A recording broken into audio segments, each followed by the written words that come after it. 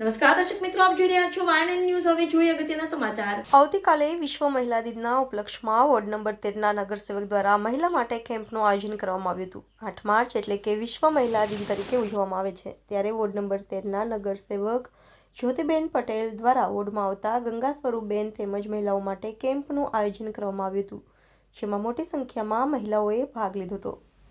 Reporter Rahul Rajput, YNN news, Vadodara.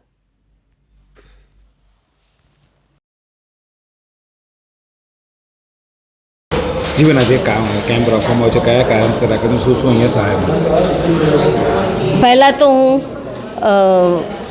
Modi સાહેબનો ખૂબ ખૂબ આભાર વ્યક્ત કરીશ ને ખૂબ ખૂબ અભિનંદન આપીશ, કારણ કે જે મહિલાઓ માટે જે બાળક જન્મતું નથી અને ત્યારથી એમને ચિંતા કરી છે, તો જ્યારે ગંગા સ્વરૂપ એટલે કે વિધવા થાય છે બેન અને સિનિયર સિટીઝન થાય છે ત્યાં સુધીની એમને ચિંતા કરી છે, ત્યારે આવતીકાલે જે વિશ્વ મહિલા દિન છે ત્યારે હું જરૂર બધાને, આપણી મહિલાઓને હું જરૂર અભિનંદન અને શુભેચ્છા પાઠવું છું મારા તરફથી, અને એ લોકોને કંઈક આપણે યોગદાન કરી શકીએ એના માટે જ્યારે મોદી સાહેબે આટલી બધી યોજનાઓ આપી છે, ત્યારે એક એવી યોજના છે ગંગા સ્વરૂપ કે જ્યારે એમના પતિનું અવસાન થાય છે ત્યારે એ નિસહાય ન રહે એના માટેનો આજે જે કેમ્પ રાખવામાં આવ્યો છે ગંગા સ્વરૂપનો, તથા એના માટે જે આવકના દાખલાની પણ જરૂર હોય છે, તો સાથે સાથે એને પણ આવકારી લીધું છે।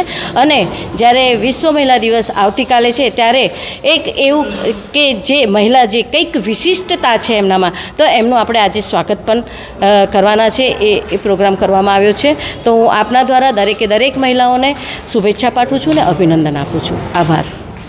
Subscribe now and press the bell icon. Never miss an update.